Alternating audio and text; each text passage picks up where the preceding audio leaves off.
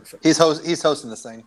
Yep, I'm hosting it. Hey, we're starting things off a little crazy with the Pride podcast. We don't have one special guest. We've got three. No Brandon B. Diddy Tobin this week. We discussed that he was going to be on not a sabbatical, but he's got some he works nights and things are a little crazy. So is this the first one he's ever missed? This is the first one. Yes, this is the first one that honestly we've only had one guest ever. So now that we have three guests, we've got. This is the Four Horsemen Pride edition. Yes. We got Brent Ocker. We got Brent Ocker, who the rich man who keeps getting richer. We'll talk about that in a moment. We got Romine, everybody's favorite. Wow. And then we got VC Joshua Van Cleve in the house here. Hey. So guys, we're just gonna launch into this because I know I'm just livid, and I have to say that this is a formal declare of war against Boys Town for doing yet again what this league constantly does, and that's give good players to crunch time so he can win champions. I don't want to hear any more about this restarting of the league ever again because people keep fucking doing it. And I'm dropping F-bombs left and right. We're clicking the button. This isn't a podcast for kids. This is a podcast literally for 5 other people right now. And I hope all you motherfuckers are listening. Every last goddamn one of you. Preach it, baby. Oh, my God. Roman why are you angry? Because I'm angry.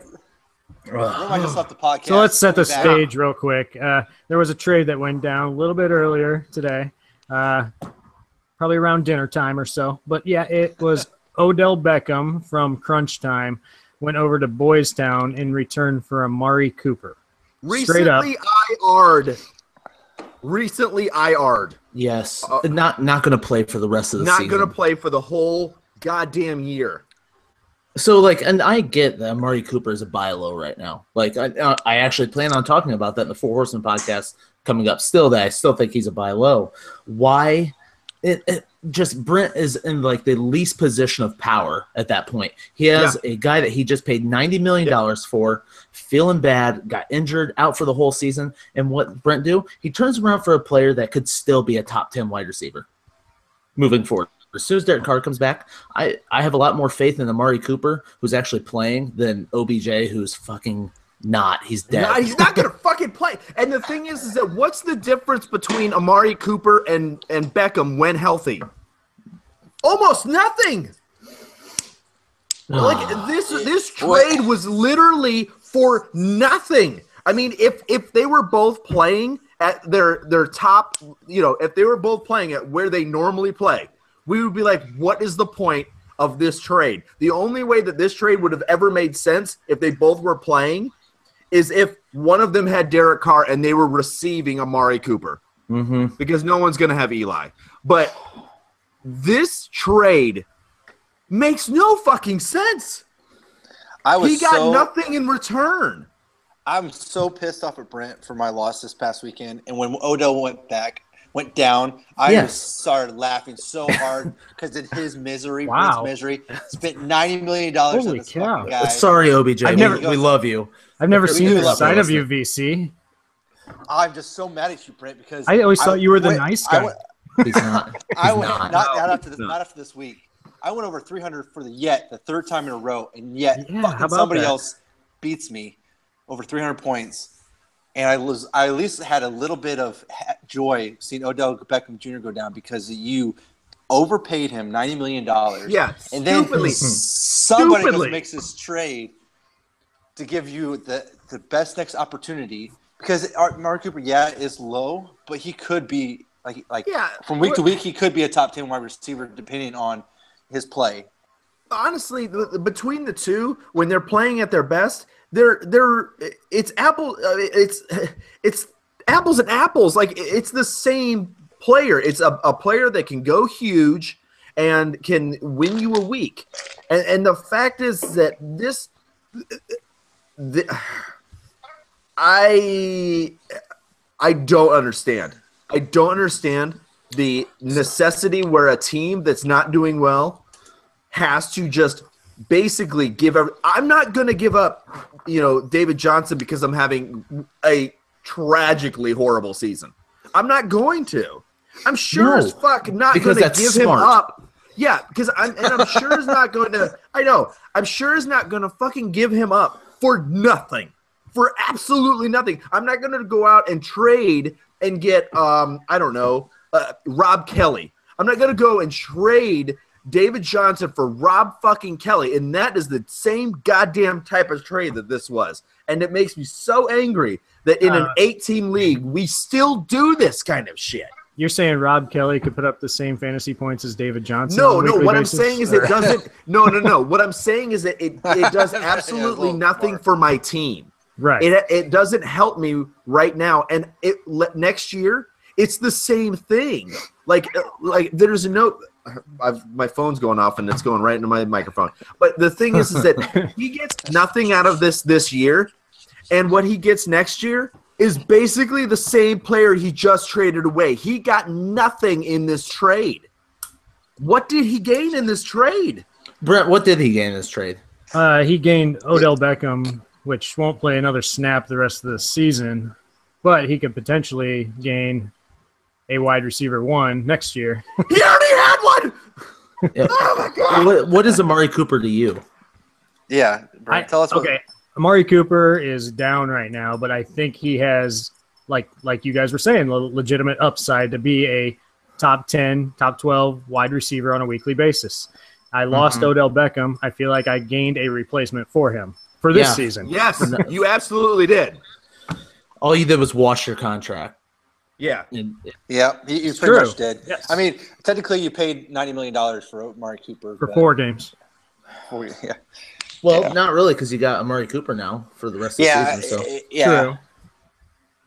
And for next year, he'll be on year 1 of his contract. So it I know, wasn't that bad of a trade for you. I know Amari Cooper was going to be about like $40-$45 for him next year, but that's probably going to be what he's paying Odell Beckham anyway. So I don't think he's going to. But the thing is that he might not even be like. Let's say well, I guess he would have to come on at the end to go back up to 40. Because right now, like, let's say he ends up under 1,000 yards on the season. Oh, if he basically continues like he's going to be a DeAndre Hopkins like $20 next year. Exactly, and that's going to be a freaking steal. Like Boys Town, I almost want to call him and get, I wish that I could radio him in because I was asking today about Amari Cooper and CJ Anderson, and I said, what do you want for Anderson and Cooper? And then I said, haha, Anderson Cooper. And then and then this fucking happens. Because the thing is that I don't have the kind of players that he would want. I thought, because I wasn't going to send him David Johnson unless it was like a really good deal. Like I'm not going to devalue David Johnson because he has a freak accident injury. I'm not concerned about it. Like the thing with me though is like I almost tried to get Crabtree from him, but I didn't think he'd do it. But then at the same time, I was like, Amari Cooper's got way more upside. I'll just see if he wants to trade Amari Cooper. So I threw him in the deal instead. So that's what it ended up being. Learn how to trade. But smart move by Brent because Brent now Amari Cooper's technically down. Unless he blows up, he's going to be fairly inexpensive. And he basically washed Odell's contract because he doesn't have to pay Odell next year. He was going to drop him anyways. Yep. So now he got a number 1 wide receiver. So and I technically paid him well over $90 with that performance contract. Yeah. Which I'll not get anything back. Good. Oh, shit. Because you had to pay 25% of $90. Well, but you also did, Jesus Christ. But you also went over the revenue sharing too. So if you really break it down, he's going to cost like 130 in the end. Yeah. Technically, yes. Oh man. For 4 games. I mean, I will say though, like that is numero uno why you don't pay that much. Like the thing is that something can happen to any player at any time. Their value, you have to keep that in mind, and you don't want to get into one of those crazy bidding wars. Now, our league is different because there's usually just one or two big ticket name guys, and then it becomes just a pissing contest on who can get them. But I mean, like, I was paying to win a championship, though. I was paying for a difference maker on my team. Granted, I already had some, but I wanted to be that elite. I wanted to get the elite guys. So Odell Beckham was that elite guy out there in our draft. So that's why I spent $90. Granted, I know it's like a ridiculous amount. But if he's the difference between me getting another ring and not getting another ring, I'm going to pay that amount. Well, but here's the thing though. One of the things that, we talk about, let's say that you had gone into the season, Zeke actually had to serve a suspension, and Fournette hadn't panned out. You'd be really struggling to get somebody, and you had it on the waiver wire. Like, it wasn't a great idea because then you're paying double whatever you would have gone out on the waiver wire. Granted, the waiver wire this year has been garbage. Yep. I have never seen a year where even week one, who cared? Like, did anybody care what they were going out and getting week one? I mean, there was just nothing. There was absolutely nothing. And I mean, that's not just in Dynasty. I noticed that across the board. Like, everybody already had Kareem Hunt, and everyone else was already on a team. Like, there have not been huge surprises this season. Like, there just haven't. And it's weird. All right, enough about this trade. Yeah. Let's move into last week's matchups. Yeah. Can we just get rid of the worst game of all time? And basically, that is any game that has me in it. All right. Bottom of the barrel. All right, guys, let's get ready because, of course, the Snakes lost another one. I am going to be without Devontae Parker for some time. He's only questionable. But they say he's day to day, so yeah, he's probably out for season. season. Yeah, it's believed that he only has a minor ankle sprain, but let's face it, he's probably going to explode something soon. I'm sure Golden Tate is next. I believe for the second week in a row, your defensive player was your top scorer. Yep, absolutely. Jalen Ramsey, top notch. And obviously, I have been in such a disturbed thought process. I completely did not notice that I had two guys out. Here's the thing is that, okay, and I've talked to you guys about this. Chumba, congratulations on your win. You would not have beat anybody else in the league had you played. I am not proud. I'm not proud. You beat a guy that could not score more than 19 points by any of his players. It's like when I dominate my daughter at video games. Like, I don't really feel good about it, but a win's a win. So you didn't even dominate him though. Yeah, it was only by like what 50, 44, 40 a player. Like, if I had one player that would have gone big, I would have beaten you. But of course, I'm not proud. I still won. Yes, you did still win. But here's the thing, and I'm honestly kind of interested in what you guys have to say. And I was talking with the now hated Justin Geating about this today. Is that I'm still trying to kind of feel out some moves because at this point, because of what has happened to my team this year, it's a 7-team league, and playing me is a bye week. I'm not happy about that, not just because of my team, but I also don't like that how, because of what has happened to my team, it is now thrown whoever will play me at certain points in time, it could end up swaying this season.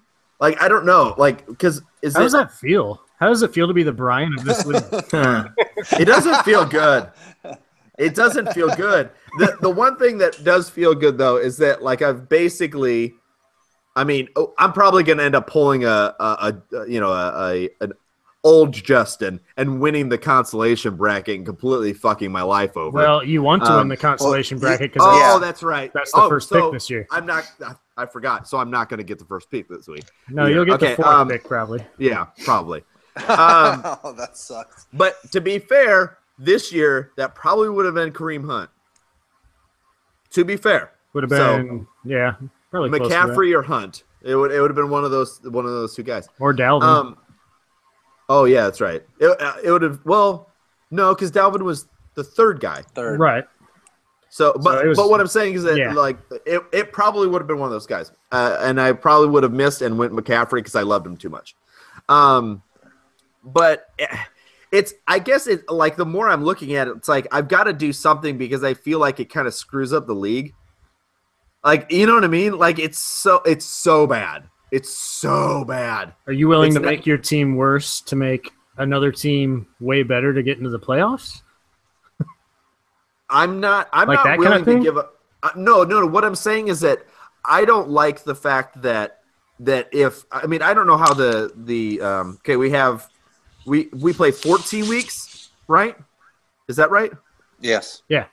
Oh, so does everybody wait? So does everybody play each other twice? Yes. Oh, that's not that bad. I mean, except for who played me week 1? Well, poor Evil Empire. He might get fucked. But I don't know if he's a playoff team anyway. Sorry, Evil Empire. Your times are tough. Times are tough for. Well, he did put up 288 last week, so he does have great. Well, we'll get to him in a minute. But Chamba,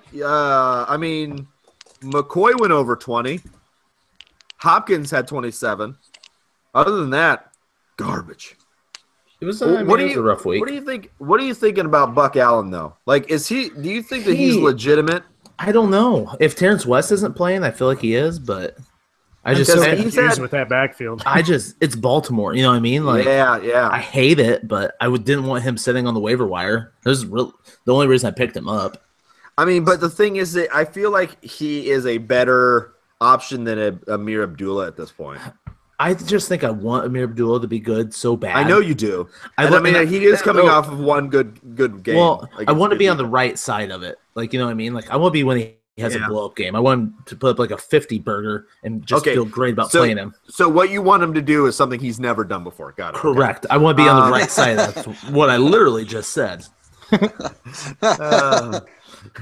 Roma, you had a pretty bad week, but you were without Drew Brees and Rob Gronkowski and Terrell Pryor. So I know two of those guys. Terrell Pryor.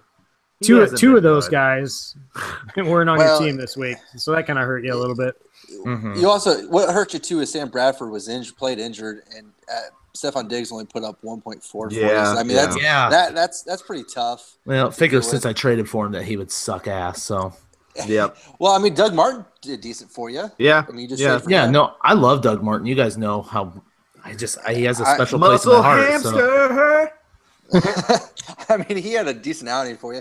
He didn't play that much in the passing game though. But there's some hope for you with that running back situation. I feel completely fine at running back. I feel like I have a lot of not great depth, but I have enough depth that it can carry me through. Well, I sure hope. I don't know how much you can do carrying because you have Eddie Lacy on your bench. That's going to weigh a lot. Well, that's going to weigh. As soon as this season clears, or this week, once my waiver's cleared, I'm going to put him on taxi squad. I think so.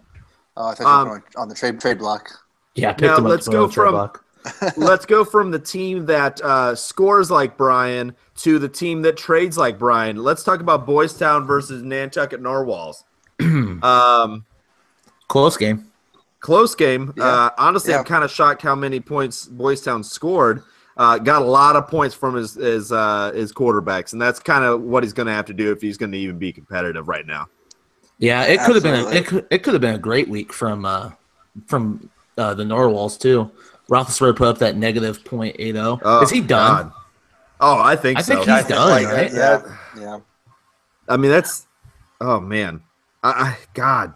How does that happen? The thing is that we've kind of seen this from an injury standpoint, where he would be so good, and then he would get injured, and then it was like it was something that just kept nagging him, and then he would have these big games. But you've got to look and say, did they have a misstep by not drafting his like next in line? I mean, for crying out loud, they said that, you know, or he said that he was gonna, you know, possibly retire at the, you know, before we even started this season. So why would they not have like gotten somebody like a big time, you know, quarterback? Do they just not believe in that class? Like, are there good guys coming out next year? I don't understand. There are good guys coming out next year. The quarterback class is deeper next year. So maybe that's what they're waiting on. Maybe they thought they're kind of calling Ben Roethlisberger bluff. I don't know, but he just looks horrible, and that's gonna hurt the Narwhals going forward. He's starting Joe Flacco and Ben Roethlisberger this week. I know Matt Ryan was on a bye, but still, so he's gonna have Matt Ryan, and then he's gonna have to stream Joe Flacco or Ben Roethlisberger, and I don't want in either one of those. Yeah, but I mean, the fact is that he also has AJ Green. He has Kareem Hunt. He's got Le'Veon Bell. Jay Ajayi has not been great, but I mean, legitimately, Jay Ajayi is his RB3, and if he is your RB3, you're in a pretty good mood. You know what I mean? Absolutely. Because he has the ability to go over 200 yards. So I mean, like, you know, that's a good problem to have. I mean, yeah, he lost Brandon Marshall, but who really cares? No one. I mean, the only reason I think he was playing was because Julio Jones was on bye.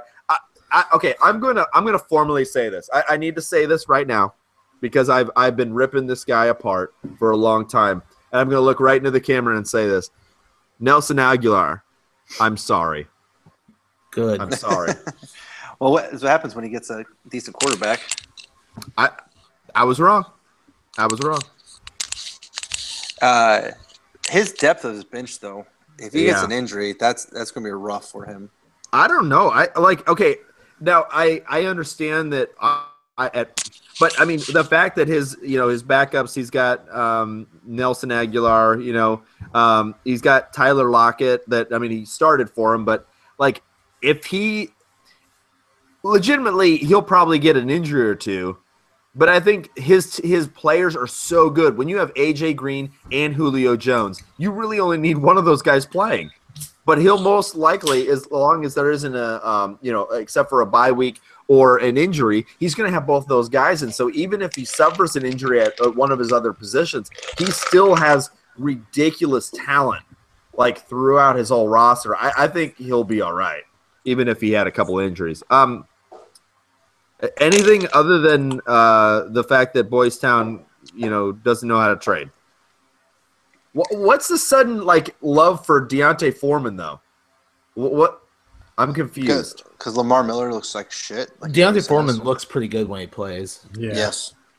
He's explosive. He had a bad fumble on Sunday night, but other than that, he's been really, really good so far. He's been outperforming Lamar Miller. Oh, boy. That's bad. And he has Will Fuller sitting on the bench. Will Fuller's had 2 weeks in a row with 2 touchdowns apiece. So I mean, that's nice to see from his his rookie contract player there. He's got a very weird bench. He does. Did you see, by the way, just side note, that the Will Fuller and DeAndre Hopkins caught, what was it, 5 touchdowns on 6 catches, some shit like that in that game? It was literally, they caught 6 balls and 5 of them were touchdowns. Something like that. Jesus Christ. It was nuts. But he has some players that actually can be really good when they grow into their situation. I mean, because right now he's week to week he's starting Duke Johnson, Christian McCaffrey, and Bilal Powell. So I mean, he's not winning games because of that. I think that outside of that, maybe next year, he gets ODB, he'll be a little more competitive. But this year, I mean, I think that the playoffs are a little bit of a stretch for him. Well, let's just call it as it is. All right. Let's jump down to kind of a boring game, even though there was one team that had 288. You got Evil Empire versus Not Nice Astaire. Not Nice Astaire got – oh, my God, what the – I didn't even see this.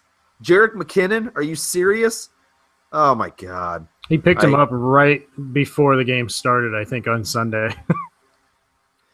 I love Jarek McKinnon, but he always sucks. And, of course, now he's going to be good. All right. My season. I can't get any breaks. But, so he has just Carlos Hyde has been Carlos Hyde. You know what I mean? It was terrible. Like it just out of nowhere. It just was absolutely awful. What do you have to say about these teams, Romine? I don't know. Can you see either one of these teams making the playoffs? I could see Evil Empire sneaking in there. It's just kind of crap after the top three. Yeah. We're just kind of all bunched up, except for you. You're like way down there at the bottom. Yeah. And then there's like the next group of bad way teams. Down there at the bottom. If I could go show it, literally all the way down. But does Alex win another game this year? Tough. If we're betting on I would wait a minute. Yes, but okay. But here's the thing: is that I'm just hoping I get Derek Carr back, I get David Johnson back. Tennessee figures out what the hell they're doing with their offense. I could be at least somewhat competitive. You could be saying bad teams. They were saying they wanted David Johnson back by Christmas, right? Mm-hmm. Okay. The week of Christmas is our championship week, Alex. Yep. So I'm just letting you know that it's probably not going to happen. Make other plans other than getting David Johnson back. It was funny.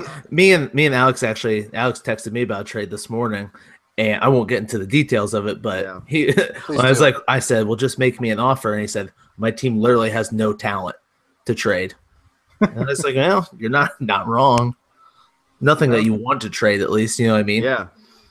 You're in a tough position. You almost just got to write it out. And yeah. That's the thing is that that's why I said, I almost am glad that it happened the way that it did.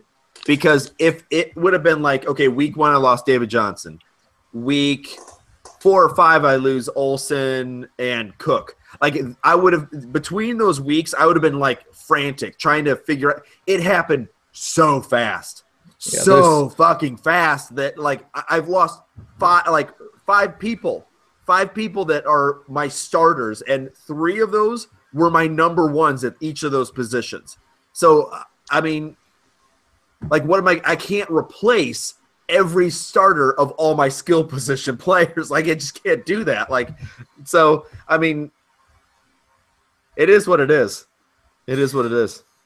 And it sucks because somehow, for the first time in I don't know how long, I was thin at running back. And usually I just have a bunch of guys sitting back and I'm just collecting these points and stuff like that. And I've got 3 guys on my bench that blew up last week that, had never, carried the ball once. Just not panning out. It's not panning out this year. It's tough. What's up? Back to, is Evil Empire legit or not? Mm-hmm. Yeah. I can't tell because one week he'll have a really good week. Next week he'll have a really shitty week, and I think it's all based upon his quarterbacks. Yeah, it is. It is. That's where most of his points come from. And that's just I don't know what to think of it or make of it. Melvin Gordon finally had a good game. Finally broke that 30-point barrier that he couldn't get past. But that's in his defense went huge. I don't know. Do you think his quarterbacks this year? Because that's what carried him into the playoffs last year was his quarterbacks. Will that do it again? His quarterbacks. The thing is that we've seen his quarterbacks put up so many points. I don't know. But he's legitimately because look at his wide receivers. His wide receivers are not that great. I mean, they're not consistent. They're not, he doesn't have that player that usually puts up, he has boom or bust guys. And so he's basically looking at Tom Brady, Alex Smith, Melvin Gordon. Let's see if anybody's on his bench that's like awesome. No. Well, I mean, it's like he's pretty good at quarterback. He's pretty good at tight ends. He's got one stud running back, and he's got, kind of a one stud wide receiver, if you could call him that, with Tyreek Hill. Everyone else is just kind of mediocre or boom or bust, like you said. So he's got Adrian Peterson on his bench. We'll see what happens with that trade earlier today. So nothing. I know, but he'll probably start him. I'd be more excited about Mark Ingram than I would be about Adrian Peterson. Or that too. Yeah. Like that trade allowed him to have 2 starters instantly. Yeah. Instead of having starters. Instead of having put the a quotes terrible around that. timeshare. His bench is just backups. Yeah. Literally backups. James Conner, Mark Ingram is maybe technically your starter. Brandon Oliver, Adrian Peterson, Thomas Rawls. I do think that, and this is maybe a homer stance, but I think that Zach Ertz is going to be the Travis Kelce of this year. He's on pace for it. He actually, that was my one surprise. Like, I didn't think Ertz would get to this level. Honestly, he's another guy I kind of wrote off. Like, that offense just got so stagnant, and last year it kind of looked like it was going to start going, but now it's starting to cook. And I was worried about some of those new pieces, and the first couple of games, like, it was kind of back and forth. But lately, they've just been running on all cylinders. So, I mean, basically buy Eagles players if you can, or sell them high. What about Alshon Jeffrey? Like, I feel like he's been like the odd man out. Like, I think they just actually. I mean, I think he's kind of a decoy. Yeah, honestly, I wouldn't start him. Like, I don't feel like he's even startable right now. He's had some tough matchups, so I don't know. Yeah. Last week was definitely a tough matchup. Pearson's been shutting down all the top wide receivers. Well, he's great. Yes. So, I mean, last week is outlier. Who has him? Who has Alshon? Boys Town. Yeah. Let's see who's been putting up. I mean, he's been hit or miss this year, though. He was 22 against KC. And then his next highest game was against the Chargers for 11.9. So he hasn't been a top wide receiver. I don't know. But you're right. So what are they doing with him? I guess who is the number one there? Zach Ertz?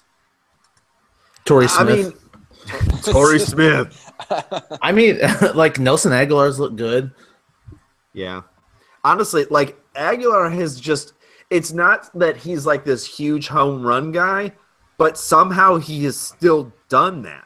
Like, I don't think anybody looked at him and said, okay, he's going to be a number one. I think people thought, okay, he's going to be a slot receiver. Like, he's going to be a PPR guy. And then he didn't do any of that. And so we just kind of looked at him as garbage.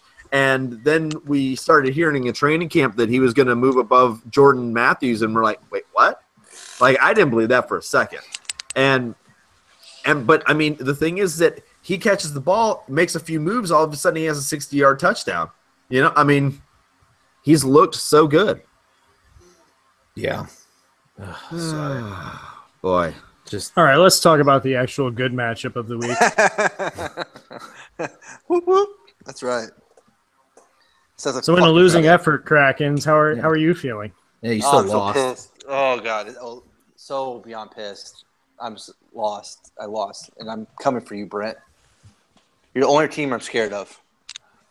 Really? Sounds like a cocky asshole who's going to probably lose this season. Perfect. Say the Narwhals should be up there. Yeah, See, Narwhals are better than Crunch Time. Yeah. You shut your fucking mouth. I'm not wrong, Brent. You can admit that his team is better than yours. His team is pretty stacked. Yeah, his team's better than yours. So I want you to say it. Say it. His team is better than mine. He beat me already this year in week 1 or 2, I think. So he has the best team in the league. Yeah, and I mean, really, you think so? Yes. Oh yeah. Yeah, Who do you think is think- better? yeah. Mine? Yours? No. Are you Corey, fucking yes. kidding No. me? No, Absolutely I have so not. much Jesus. more, I have so much You- more depth than he does. You're like, I don't even know how to. You're like all analogize tight it. ends on your bench. Look at my. Okay. You're talking straight up. You're talking the running backs, but let's take a look.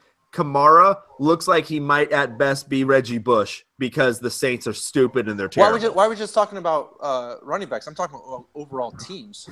Well, Okay, look at- you have Rashard Higgins, Jerron Brown, Demarius Thomas, who's been meh. I mean, he has like I don't know. Like I think that You're not- overall, I saw more wide receivers. you're not as deep as you think you are. Wide receiver is Yeah. your best position Okay. Yeah. But then, I'm so deep at- because Todd Gurley's about to turn into what Carlos Hyde is right now. So he turned into a Yes. pumpkin. He turned into a pumpkin. It's and his so pumpkin did time. Jordan. Yeah. I mean, that was okay, gameplay. They didn't hardly. just wait. Matchups are going to get harder too. You are still starting Frank fucking Gore. Okay, your number 3 is Frank fucking Gore. You cannot claim to be one of the best team above a guy that his guy is Ajayi. When you are starting Frank Gore as your number 3, you can't claim that you're better than him. I'm sorry. Frank Gore's outperforming JHI. Meh. Okay. Okay. I mean, No. one week. Yeah, and Frank Gore's Guys about are to getting lose his bye week. job. So Yeah, Marlon Mack poised for a bigger role? Yes. And Ajayi had his bye week in But week 1. Frank Yeah. Gore fumbled twice. His old, brittle, arthritic hands can't hold the damn ball anymore. they hurt so bad. They hurt. It's so, So much bad. pain. So bad. So old. So. But the thing is here. But okay, you can't get upset, VC, because the fact is that there are 3 teams in this league right now. It's Narwhals, it's you, and it's crunch time. You guys have pretty much punched your ticket for the playoffs. That doesn't mean you can't win just because Brandon is better. Because the fact is that something can happen to Brandon's team at any point in time, and at any point in time, you both have the ability to go and hit 300, 350, 400 points. You have those kind of players on both sides. So I'm not saying that it's impossible for you to win a championship because Brandon exists that the Norwalls exist in this league. All I'm saying is that on paper, he is better than you. That's all. That's all. If I'm on the podcast, I'm going to dish him. Your new addition? What'd you say? Yes. He's a new addition. New addition. That's our boy band. Oh, my. I don't know. Crunch Time's probably better than you too. So you're third on the list. All I have to say is I know definitely better than you, Romine. Yeah, Yes, I never yes, said that you weren't. yes. I'm not fighting that. I still could beat you head to head. That's the way this fancy football thing works. But on paper, your team is way better. Speaking of which, I'm going to just jump right into this week. There's only one game that's actually going to mean anything, and that's Chumba versus Evil. I haven't even looked at matchups yet. Because we got Narwhals versus Snakes. Well, the Snakes can't even score 175 points, and Brandon moves to Hunt- 6-0. Kareem Hunt might score that on his own. And then Crunch Time versus Boys Town. I think that Crunch Time will show Boys Town what happens when you get braked. Yeah. You wake up and Amari you Cooper lose. goes for 200 this week. Don't drink the drink unless you watched him pour it. Oh my god, my god! I mean that's straight up. That's straight up. So true, Romine. So You true. got broofied. God. And then you got the Krakens taking on Not Nice Astaire. Not Nice Astaire has some players. I'll give him that. It is possible that he's definitely not going to finish 8th, but it's possible that he finishes 6th, maybe 5th. It's possible. He sneaks into the playoffs. I mean, we'll see. We'll see what happens. But I do want to actually discuss the only game that really does matter, and that is Evil Empire versus Chumba. Chumba, what do you think your strong suits this week? What's going to happen here? You know, I feel like so LaShawn McCoy's on bye, so he's been my consistent 25 points. He hasn't been much. His matchups are going to get better, but this week I got Drew Brees going against the Lions. That I think that he could put up big numbers there. I've got my 4 wide receivers. As long as Stephon Diggs is healthy and they figure out what they're doing with their quarterback, between Brandon Cooks, Diggs, Fitzgerald, and Hopkins, I feel like I'm due to hit again. It's been a couple weeks now. It's been off. I've hit 300 too. Don't rule that out. My team is not bad, but they have been underperforming. I've got a lot of people that you would consider like buy lows on there. Okay. What here? I'm gonna like just go ahead and throw this out. You should drop Amir Abdullah. I can't do that. I know you can't, but he is garbage. I don't think he's garbage. I will trade you for a defensive tackle. I will trade you for Fletcher Cox. Actually, you know what? I will trade you for somebody that is like pretty good that won't play for at least a year and a half. How about that? Perfect. Okay. About the same trade. Like Abdullah still, so I think that Abdullah's shown flashes, so I'm not trading him or dropping him. Honestly, Roman, your wide receivers have great matchups. Yeah, you should start Diggs and Thielen again. You think? It's against Green Bay. It just didn't work out for me last week. But, okay, so you have Hopkins against Cleveland, Fitzgerald against Tampa Bay, Diggs against Green Bay, Brandon Cooks against the Jets. That's great matchups, all for your wide receivers. Those are the 4 I'm starting as well. Or playing. Yeah, exactly. I'm looking at your lineup right now. So, you have great matchups with your wide receivers. And if they all hit, that could really help you out over this. Yep. Now, your running back's going to be a little iffier. Yeah, because I'm starting Blunt, which is a Thursday night game that I don't love. Carolina's front's not that bad. Baltimore's, you can run on Baltimore, but yeah, I don't know. Because I thought about starting Buck Allen, over Cohen. But that actually might not be a bad idea. Yeah, I don't think that's a bad idea. I like that better than Cohen. I don't know. Cohen I watched him play and just he can be explosive, but I felt he was dancing around. He's Darren Sproles. Exactly. He's Reggie Bush. He's that change of base back that they will talk about when he has a good game, like during the game. They will talk about incessantly on Sunday Night Football, but he's the guy that can easily disappear. Super easy. And that's based on matchups. And most of those guys, they have one enormous play, and that's what inflates all their statistics. That shows them and that's what makes everybody talk about them. So that by the end of the night, you feel like all they've talked about is Cohen or whoever else and how amazing they are, and you've talked yourself into them being the best player that's ever played the game. That's just what happens. Now, I will say this on the other side for Evil Empire. Roman, you are going to have to put up some points because Tom Brady has the Jets and Kirk Cousins has San Francisco. Those are great matchups for those quarterbacks. Yep. So let's just hope that you can put up more. Let's hope. You on my side? I like that. I am. I'm going to take you on this one just because I don't want Evil Empire to win. Perfect.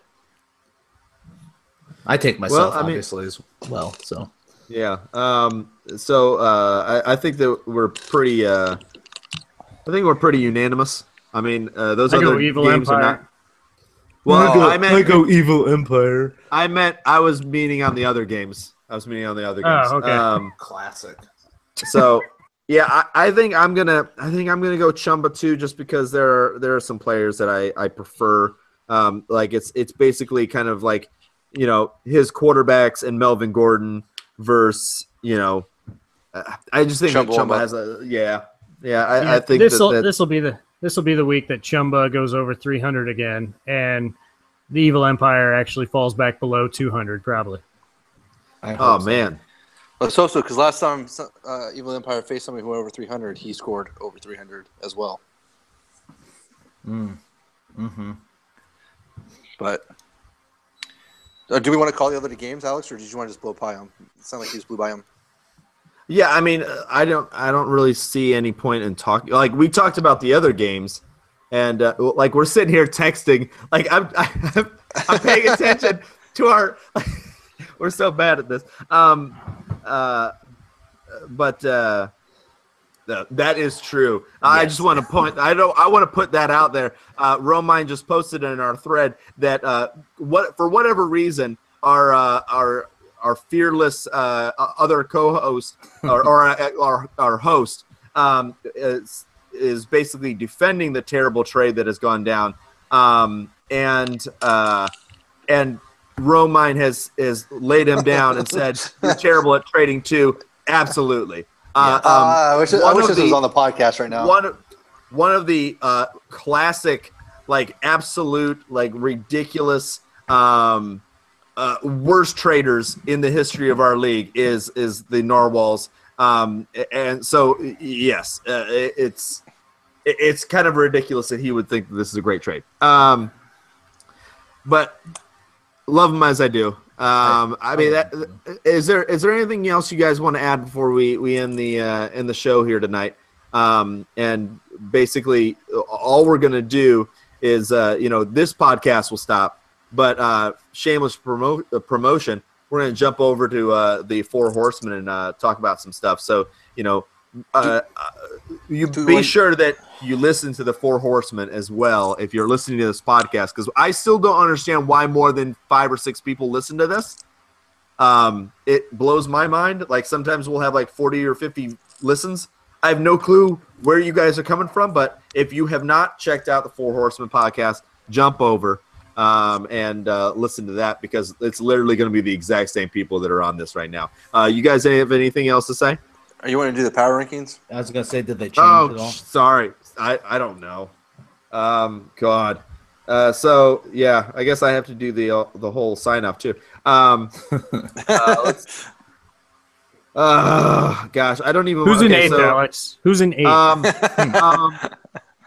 It's clearly definitely Chumba. It's Chumba. It's clearly the Chumba. Snakes. Okay, so Chumba, and then the Snakes, followed by no. Okay, so Snakes. You're the worst, Alex. I am the worst. Okay, but who is the next worst? Is it Boys Town or Not Nice Stare? I'm kind of thinking after today, Boys Town. I'm putting Boys Town because I'm so pissed. So pissed. Yes. Why does he think that we're being sarcastic? It was a fucking terrible trade. Sorry, this is not good podcasting right now because I'm reading something. Did you see where it said you wish you could trade like me? Oh my gosh. I don't. Yeah. I don't wish that. No, I don't at all. Oh God. Okay, so I put Boys Town. I'm gonna go Not Nice Stare after that. Then I think that you have to go. Okay, what do you guys think? Evil Empire, Chumba. Chumba, you have to abstain. I mean, that's who plays each other this week. So that's battle for fourth. But I think that everybody kind of put Chumba ahead of him for the most part. So I think that then we're gonna put Evil right there. We're gonna have Chumba just lightly with his left butt cheek on the playoffs right now. Then I have to go with me. Unfortunately, I have to go with Krakens, even though I think that he has a better team than Crunch Time. But then you got to go Crunch Time, and then our undefeated yet somehow completely delirious about this trade, Nantucket Narwhals. So if you don't like the power rankings, everybody except for myself, do something about it. Oh, all right. What are we talking about? Do you want to take a pause? We're talking about. Didn't you come up with the idea? Yeah, I'm sorry. Yeah, you're right. Sorry. I'm gonna go take a potty break real quick. Okay, go for it. All right, so let's get to these texts then, so we can. So we're still staying live. Yeah, we're just gonna stay live. All right. What do you want to talk about? So this is still going to be posted to YouTube, by the way. Yeah, I was going to say, so just don't say anything that you don't want to be on YouTube forever. Well, I mean, there was a lot of curse words. Yeah. Not enough. Not enough. Brandon just sent me a private text message. Are you guys being sarcastic? It's hard to tell over text. Like, it's terrible, man. It's horrible. Oh my God, Here, this is let me pipe ridiculous. in. Hold on. Oh, I'm.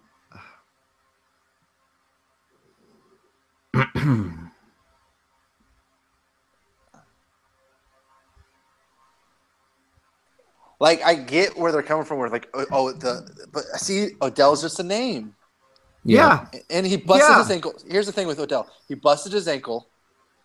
We don't know how bad this injury is. It could be worse than what we think. Yeah. Yeah, I mean, no, there was no ligament damage though, right? There Yeah. wasn't. I didn't No, think there they wasn't. said there was, No. which is That thing is was better. completely the other way, and there was no ligament damage. Yeah, that's what they said. It's got tough ligaments. Damn. Okay. Well, I mean, that's good because then that's going to heal better, and heal quicker. But is he Still for sure not- out for the season? Oh yeah, he's done for the season, Okay. right? I'm pretty sure. Well, sometimes with bone breaks, they can be back. I thought they. I don't know. I guess I'm not positive, but Okay. he's still. I just don't get it. Like I don't see how he.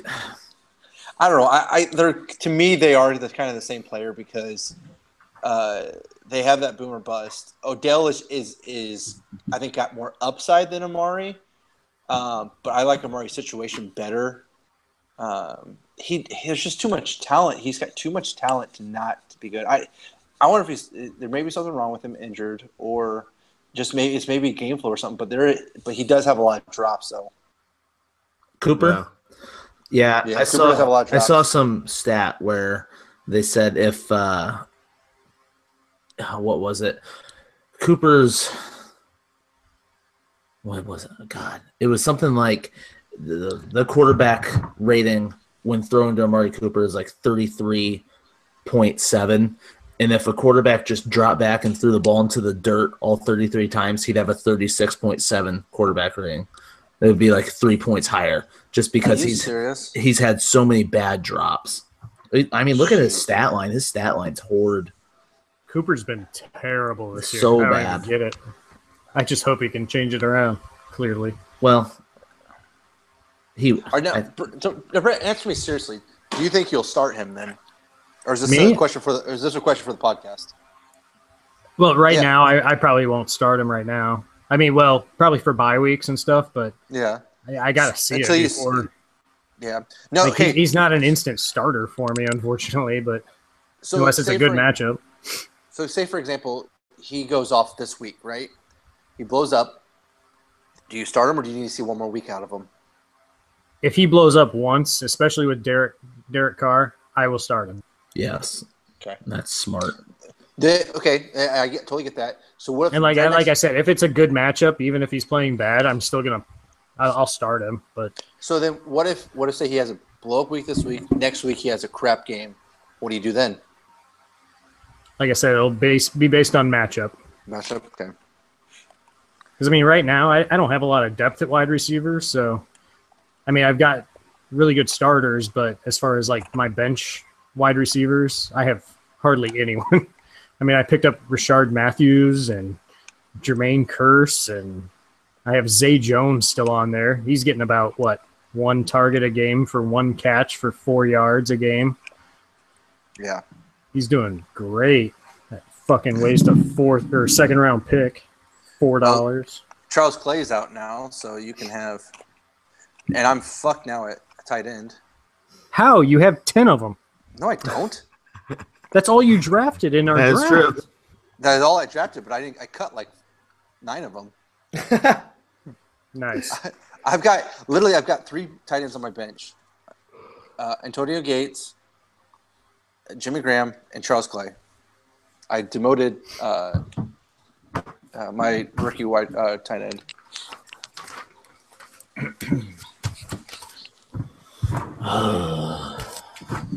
Drinking a beer called Monkey King. Ooh, Is it good? Is it banana?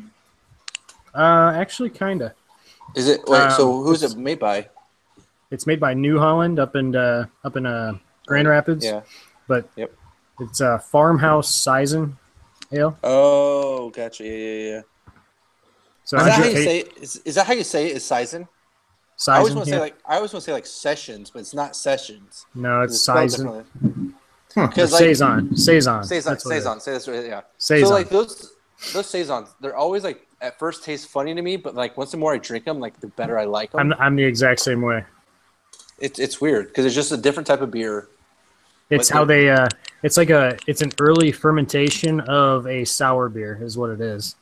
Oh. So they're very similar, but it's like the earlier process. Like a sour is the latest you can ever like actually brew a beer, and it becomes like a sour at the very bottom, at the very end of your process. Yeah. So that's why they can age them so long, and you get all these barrel aged sours. Oh, that makes so much sense. I did not know that. Well, I just found out about it too. Oh. When we went to Florida, we stopped at that Funky Buddha brewery down there and took a tour, and they were telling us how the sours were made. It was pretty cool. That would be cool. That is awesome. That would be awesome. I just went up to Bare Hand Brewery over the weekend because when I went to Mishawaka for the Apple Store, and like I looked up Bare Hand, and was like, oh, I'm just only like literally a couple miles away, and went up and got their Mailer Bride. It's their Imperial Russian stout, but it was brewed with like coffee beans and vanilla beans. Yeah, it was really good. And I love any beer with vanilla beans. It's so good. So good. I don't know if I've ever had one. So have you guys either had any of Bare Hand's beer at all? I've never had it. I've never even heard of it until you just said it. Okay. So they're a brewery up in Granger. So they have this Thai IPA. It's literally Thai, and then they came out with their double Thai, and the Thai IPA is so good. It's got like a kind of like a Thai flavor to it, almost a little bit. And then their double one, oh man, I got that too. It's so good. You have to try it. But they only release that at certain times. But the Thai IPA you can find more up here in the north, Romine. If I ever get some and we get together, I'll try it. Nope, I've never tried it. Any of their beers? Okay. Are you guys ready to get going on this one?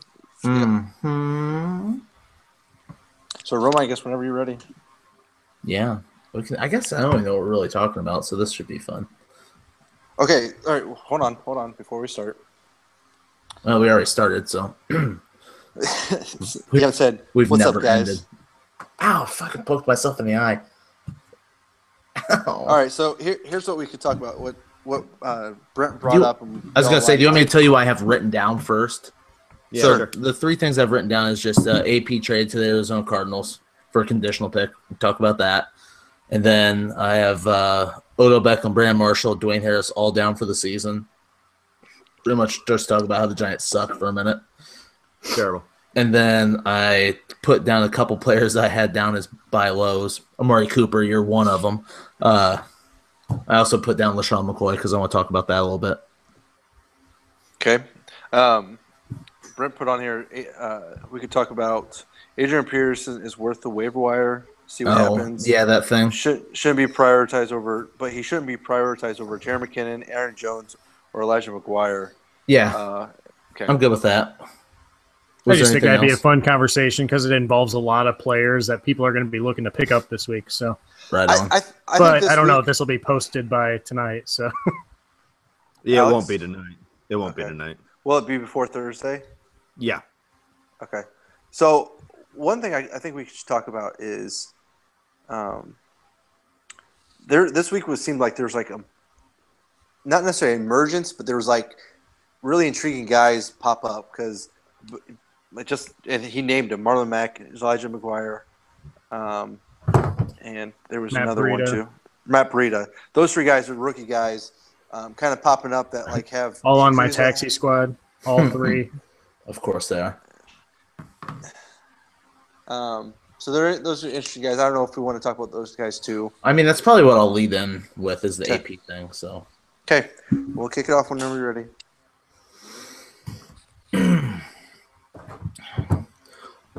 What's up, guys? It's the Four Horsemen Fantasy Football Podcast. My name is Josh Romine. With me tonight, I got Joshua Van Cleve. How are you, sir? I'm doing fair. glad to have you. Got Brent Auker. How are you, Brent? I'm great. I'm glad to have you back. Yeah, I'm sorry I missed last week. I definitely wanted to be here, but those retail shifts where you gotta go at 3, they're a pain in the ass. So, also got Alex Aveni Stoner. Hello, Alex. Hello, how's it going? I'm still arguing with Brandon. Yeah, so we finished up another podcast just a minute ago, and we're just gonna roll it right into this one. So tempers were flaring on the last one. We used some naughty language. We're not going to do that so much on this one. I hope that's the plan. I'm calmed down a little bit. Good. I don't know. We're just going to talk about week 5. Kind of looking forward to week 6. Things are really lines are being drawn in the sand. You're starting to figure out what some teams are, what some teams aren't. I want to lead it right in with Adrian Peterson being traded to the Arizona Cardinals for a conditional pick. I don't think any of us are really surprised. We've kind of talked about that on previous podcasts, that we didn't think he was a good fit in New Orleans, and that I'm surprised they got something for him with as trash as he's been. Oh, gosh, so bad. I think it's because the need for running back Cardinals had and the name that Peterson had. Sure. Yeah. So Brent had sent a text earlier today that who was it, Brent, that posted that? It was Joe Bryant from the Football Guys. Okay. He had said that he thinks Adrian Peterson is worth like a speculative ad, just getting him on your bench to see what he does. Maybe he can fit into that offense. We saw DJ be amazing. Unfortunately, I don't think Adrian Peterson is anywhere close to what DJ was pre-wrist injury. But he had said to go ahead and add him, but he was not a waiver priority to guys like was Elijah McGuire, Marlon Mack, Matt Breida, Jerick McKinnon. Yep. A bunch of guys. There's quite a few running backs that kind of showed that they could be fantasy starters for you that came on this week. What do you guys think that AP is better than those options, or do you think there's a name in there that you would rather add right now? I'd actually add all those guys before I would add AP. So would I. I would agree because those guys just I feel they're the unknown. Yeah. And just the upside that you could get with it. Like, especially, for instance, Marlon Mack. He's behind Frank Gore, who's been consistent. He's been, the guy there. But he is so explosive. I mean, I think on 3 of his carries, he had like 15 yards plus. Yes. And so, it to me, having that potential of what those guys could be, I like that better than having AP, who has to run along with Chris Johnson, Andre Ellington, and Kyrie Williams. I didn't say that right. Kerwin Williams. Kerwin. Thank you. Kyrie. Kyrie just signed with the Cardinals. That's how bad they look for running backs. No, but for real though, but we don't know what AP is. Like, we saw him run in New Orleans, and he looked terrible. When he played with his games, when he played with the Vikings, his first games looked terrible. He's at the age where just like it's been 2 years since he's looked good. Yeah. Legitimately. I mean, if I'm desperate and want to take a flyer at the bench space, pick him up. But like I said, all those guys, I'd much rather have. To be completely honest, I look at this and I almost think that it's a lateral move from Chris Johnson. I was going to say, did you guys see that the Cardinals released Chris Johnson? Oh, I did not see that. Well, oh, wow. Yeah, they did. Wow. Okay, well, at least. That's why I was trying to jump in there and tell. I'm sorry. I forgive you. Yeah. But I think that it really feels like a lateral move because I think that he's going to give you about the same production, about as much of a spark. He had a better situation in New Orleans because he had a better passing game. So they, theoretically, the hole should be a lot wider for him in New Orleans. If he was going to be able to hit that, and I mean, how many terrible Vikings teams was he able to make something out of nothing? Yeah, He just doesn't have that magic anymore, and it's not his fault. Like, he's had a historic career. It's just this is what he is now. And I'm not saying that I think that Adrian Peterson's going to be great, but if I wanted to argue the other side of it, why would the Cardinals not just run him into the ground? Where are they really losing at this point? What do they have to stop them from going out there and running him 20 to 25 times a game and see what he's got left? Yeah, I mean, I'm not saying it's bad. Right. And that's one thing that he didn't have in New Orleans. He was playing 10 snaps a game. Right. And he's the kind of running back that you need to give him the ball 15 to 20 times a game just in order to get him going. to Yep. wear down a defense, to open up the passing game. Yep. So I do think that he provides. I mean, there is literally no one else that's going to run the ball in Arizona other than AP. So that's where I think you could have fantasy value with him. Now, picking him up over some of those other guys, I'd say other than maybe Matt Breida, but that's only if Carlos Hyde's still going to be playing. But Jerick McKinnon, I'd rather own him because I think he's probably going to be the starter over Latavius Murray. I think surprise. Yeah, I think Marlon Mack, he's just clearly a better talent, and they just came out and said today that Coach Pagano actually wants to get him the ball more. He's earned those touches. Yes, So he has. He's looked good when he's got the ball. but AP, he goes from an actual decent offensive line in New Orleans Yep. to now a worse offensive line in Arizona. Yep. So it's not really And he's like a he's pass getting catcher. he's gonna get better fantasy wise only because he's gonna be on the field a lot more for a lot more snaps. But with those touches, what's he gonna do with them? He's going to be a 2-down back because they still have Andre Ellington, who's a great pass Yeah. catching back. Yeah. So You're absolutely right. And I mean, he's honestly, Andre Ellington's been literally the only consistent thing in that backfield. So, really when you're looking at Adrian Peterson, I completely agree. I think it's, you're looking at 2 downs and it's because they can't move the ball. They're a bad team. And I think they're just going to ride out the season. And unfortunately, if you are a David Johnson fan, or David Johnson owner, you're holding on to him, hoping that he comes back for the playoffs or whatever for your fantasy. He probably isn't. That team is so bad, they're not going to. So there's no reason to bring him back or rush him back when the No. team is as bad as it is. if you're in a redraft league and you still think you can trade him to somebody, I say go ahead and do that. Get something Yeah. out of him. But if Yeah. you're in a dynasty league, hold him. And I also want to ask you guys, ask him for a friend, not for myself. But what are you doing with Larry Fitzgerald? He's This a wide could- receiver 3 at best right now. Yeah.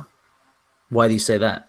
I just think he's getting targets, but that offensive line's so bad, it's not giving Palmer the amount of protection he needs to get the ball to Larry Fitzgerald. Old quarterback to old wide receiver. It's not really Yeah. you need more time. Yeah, He yeah. needs to get open more, and he's not getting that separation like he used He's to. gonna have a few games here and there where he goes up and puts up top 10 numbers, but it's just not going to be consistent enough. And if kind of the same thing that when you're, especially this time of year, you're playing a game when it's coming to trading. Either you're starting to look at your team and saying I'm not going to make the playoffs, or you're looking at your team and saying how can I get better so that I can continue this trend to going to the playoffs. And Larry Fitzgerald is the kind of guy that you want to trade because of his name value, because you can look and point to 1 or 2 games so far that it's like, well, he still has the ability to put up big numbers, and you're selling to the guy that hopefully is not as good as you. You know what I mean? Yep. You're basically selling to a guy that is a little bit desperate, needs some help, needs a spark, and we'll see a couple of those stat lines and say, well, maybe he can do that half the time. He's not gonna, Sure. but maybe he could do that half the time. So I think that he's a big candidate to trade him now because he's got that name value. Yep. So back to the running backs that we were talking about, Elijah McGuire. What do you guys think about him? Do you think I know we talked about him being a better pickup than Adrian Peterson, but do you really believe that? He's the kind of running back that is exactly like Matt Forte, exactly like Bilal Powell. So Yeah. he's always going to be number 3 on the depth chart behind those 2 guys. But due to Matt Forte's injury, due to Bilal Powell's injury, it's Yes. actually providing an opportunity for Elijah McGuire. And based on that opportunity, he's actually performed really well. He didn't do so well last week when given the opportunity against the Browns, but the Browns, I think, have an underrated rush defense right now. They've Sure. been doing pretty good against opposing running backs, but Elijah McGuire has a 3-down skill set. You have to remember that. He's a rookie. He's only going to get better, though. And Matt Forte, especially in Dynasty, Matt Forte, he's not going to be around forever. So if you have the opportunity to get Elijah McGuire, do it. Yeah. Yeah, I agree. And then other than that, I don't know. Okay, so we talked about Jerick McKinnon. and we kind of scoffed at Latavius Murray just a little bit as the starter. I only watched the first quarter of last night's game, and then I fell asleep on my couch, but because it was a little boring. But I thought Latavius Murray was running pretty good at first. I didn't think he looked too bad. He looked pretty spry, like he was hitting the hole pretty good.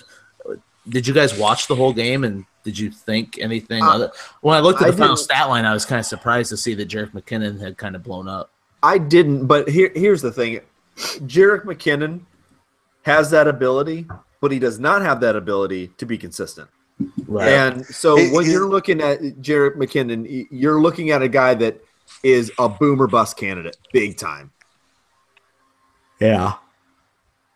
Latavius Murray just looked like he slowed down during the game, though. Like he came out of the gates hot and he was doing real well on a yards per carry basis. But then I thought he just kind of slowed down as the game went on.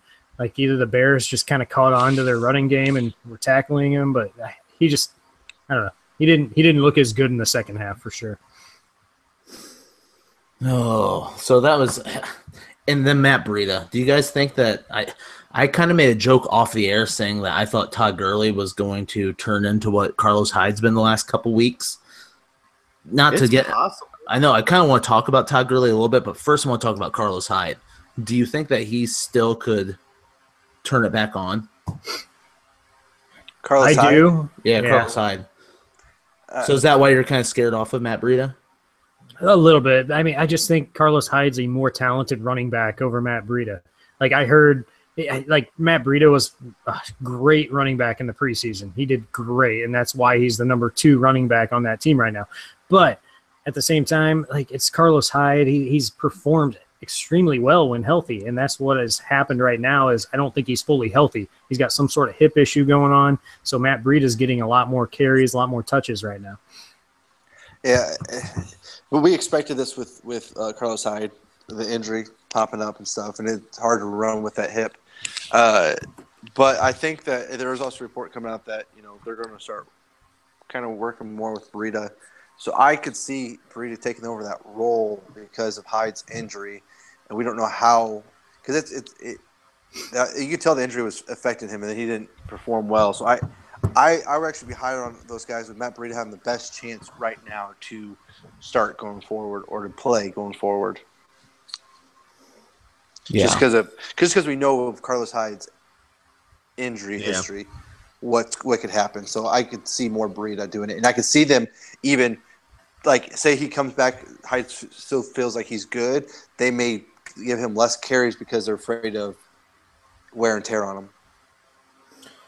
Okay, so then I kind of teased it a little bit, but is Todd Gurley a sell high for you guys, or is he a hold? Hold. Do you say that because you own him from Dynasty? Yes, but, he absolutely. You are a lover. Alex, no, Alex, lover. In all honesty, no. I think that what happened was due to game script and how it goes because they didn't get him involved as much as they did the previous game. I think they should have gotten him more in the passing game, which they did not. And he only got 2 catches, 12, and 12 carries. That's not a typical game with usage that they've been typically doing. So. But it was a close game. It was against a tough defense, though. So I don't know. I feel like they could have used Gurley a lot more, and they didn't. They could have, yes. That's scary to me. That's scary to me. The fact that when you are in a close matchup, you don't turn to your best player. It has nothing to do with him. It has everything to do with coaching and it has everything to do with what they're doing. That's scary to me that when the game is on the line, they're not going to give it to their best player. That's messed up. That's not good. And that's what scares me. It has nothing to do with his talent. It has nothing to do with what he's capable of. And I don't think that he's necessarily somebody that you really want to get rid of. I'm not saying that. What I am saying is that I wouldn't be shocked if you hit pockets where, when the Rams aren't doing what they're supposed to be doing because they're the Rams, you all of a sudden you lose Todd Gurley. It's possible. I get that. They threw the ball 47 times, which is a lot. That's ridiculous. And against that, Seattle's secondary is a lot tougher than the run defense is. Yeah. And I don't know why they didn't try to run it more. I don't know if Todd McVay was trying to prove something. I don't know, but it was just a weird game script than what they're normally been doing, which is, like Alex said, it's kind of scary. Well, that's why I think hold. What do you think you could get for him? I know you'd be looking for Antonio Brown, LaShawn McCoy, and a pick, probably. Rome, I love how you say this all, but you just traded with me, and everybody thought this was a fair trade. Our trade was actually really fair. Yeah, I love that trade. It wasn't God. I don't even get started because I'm gonna start swearing. Sure, but we'll talk about this later. Well, and our trade was Jordan Howard and a draft pick for Stephon Diggs and Doug Martin. Like, that's a fair trade. That's totally fair. But totally fair. Like, Jordan Howard was, I don't know, he's very good. I love Jordan Howard, you know that, but yeah. I'm scared of Chicago a little bit. Yeah. And I wanted to get out of it while I still thought he held a really good value. And I love Stephon Diggs. Love him. And but I don't think you'd be asking for the same thing for Jordan Howard that you would be for Todd Gurley. And, like, all joking aside, I think that right now you could kind of ask the world for Todd Gurley, and I don't think that's a terrible idea. Go ahead and cash out on him. Especially, like, think about it. You probably how we were looking at things. You know, Todd Gurley had, depending on when you drafted, could have snuck into the back end of your draft, right? So you started the season back into the second round. So you may have a guy that grabbed David Johnson and then got Todd Gurley, lost David Johnson, and maybe the rest of his team isn't that good, and all he has is Todd Gurley. Turn that into 2 or 3 players, and maybe you can turn your team around.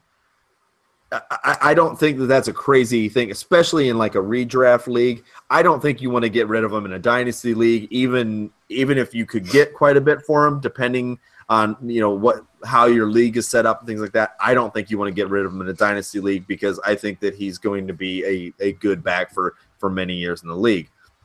Yeah. But in redraft, if your season's starting to slip, I could see you getting rid of one of those players. I think he's still, even though he had a bad week, he's still a buy high, or he's still a sell high. Yeah. I don't think you sell him at all. Like, this is one game. He had one game where I don't even know if it was game script or what, but one game that he didn't get the touches. Like, but it's so far this season, year, though. He has. Well, okay, you could say that, but this team is like completely different than last year. Like, completely different than last year.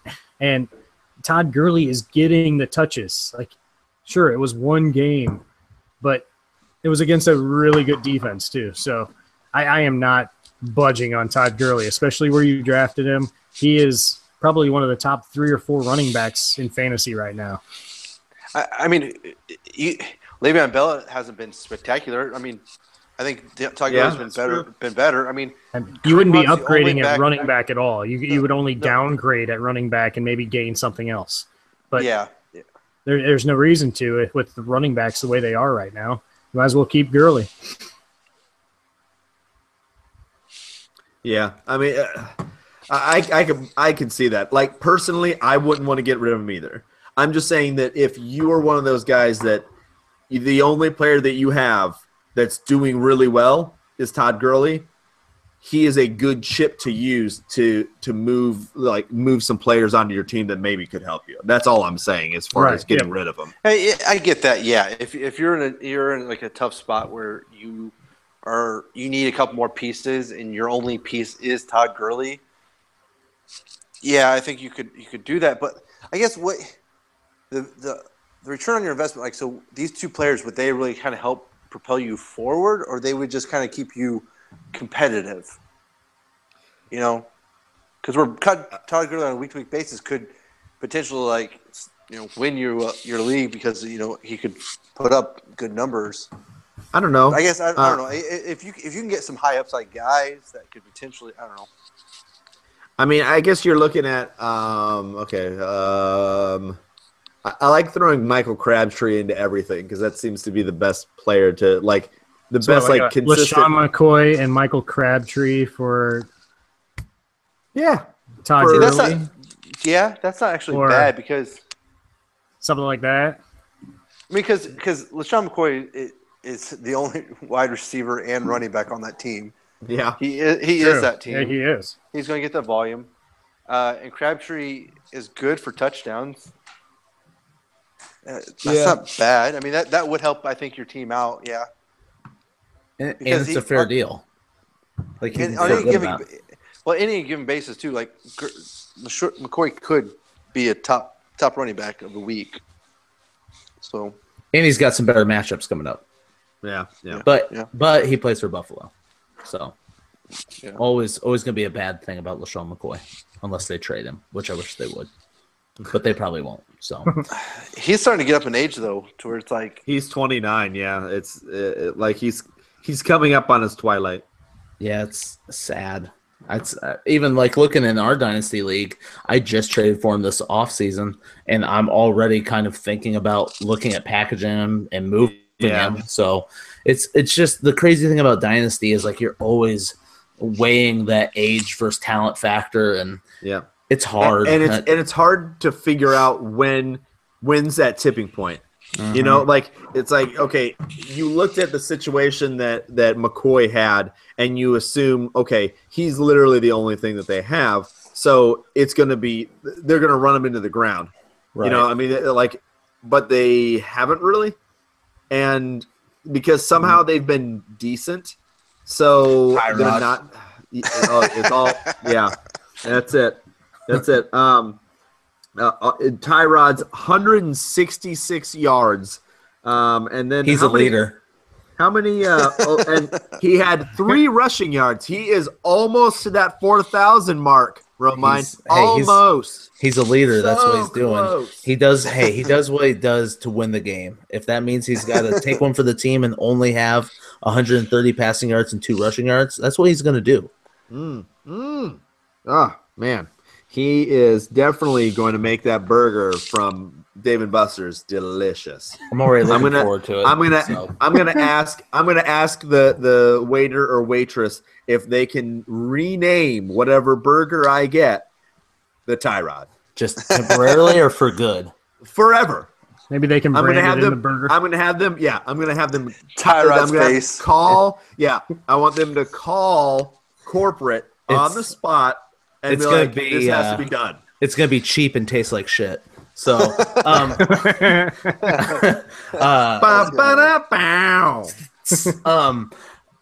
so Odell Beckham, broken ankles everywhere, done for the season. Brandon Marshall, done for the season. Dwayne Howers, done for the season. Pretty much all Giants pass catchers except for Sterling Shepard, who also I think got injured or was already injured. yeah, he's questionable. So a couple different things in this news I want to talk about. First of all, Brent, don't answer this question, but what are you guys doing with Odell Beckham? Redraft or dynasty? Well, and I think in redraft you drop him, so we all established that, right? Yeah. Yeah. If you have an IR spot, go ahead and throw him on it. But if you need to drop him, he's dropping. I But mean, IR dynasty. spot if you have a keeper league, you know, Right. option if you have nobody else. Dynasty. If you can get something out of him, I would. I'm not sure what the ankle's going to be like when he comes back. He was in a contract year, I believe, this year, wasn't he? Where he was looking for a new contract. Yep. With that, so I don't know. I mean, he's still going to be the top wide receiver on that team. I don't know. Can I jump in on something? I am almost willing to throw down that ODB is not a Giant next year. Yeah. Where would you like to see him go? Literally anywhere else. Just anywhere, like if you had to pick one spot. Dallas.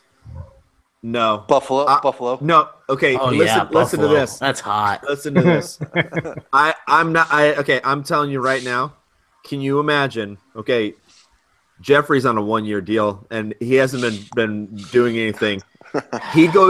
He's pissed because the team that drafted him doesn't want to pay him. He goes to Philadelphia He gets revenge twice a year.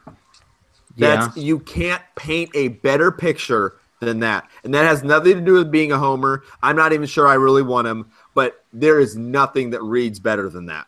I don't know. I think Redskins actually. I think Snyder would pay him $100 million. No, but the thing is that they already have too many things going on with them. Like there's too much stuff, and the fact is that the Redskins are not a team that, like, okay, if right now let's just say the season ends, who's one of the best teams in the NFC? The Eagles. It's not the Redskins.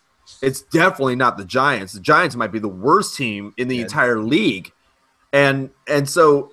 If you look at that and, you know, I know that there are players that go for the money and it doesn't matter about getting a championship, but I think that his ego will also he'll want to win a championship. And a player like that now, all I hear when I'm saying this is Terrell Owens. So I'm not even really down with this idea, but it makes perfect sense. I don't know. I think it goes where the money goes. So Cleveland. I think San Francisco. I don't the fact but the thing is that I think just as much he'll want to get revenge, and because I mean it's kind of been a little bit of a rocky relationship, you know, like especially last year and things like that. And so you're looking at he's going to be able to face him twice a year, and the Eagles will provide the situation for him to beat them twice a year, because the Eagles always beat the Giants, almost always. And anytime, and this goes across the board, if the Eagles are playing the Giants, this has nothing to do with being an Eagles fan. If the Eagles are playing the Giants, start every Eagle you have. Every time. Yeah. I don't know. I see Redskins. I don't know. Like, I was trying to think of a spot where, like, if Amari Cooper left the Raiders, like, Beckham to the Raiders with Carr, that'd be exciting. If he had his choice, he would want to go to a larger market. Yeah, it's true. So Dallas. He's a diva. See Dallas. L.A. Yeah. Yeah. L.A. Yep.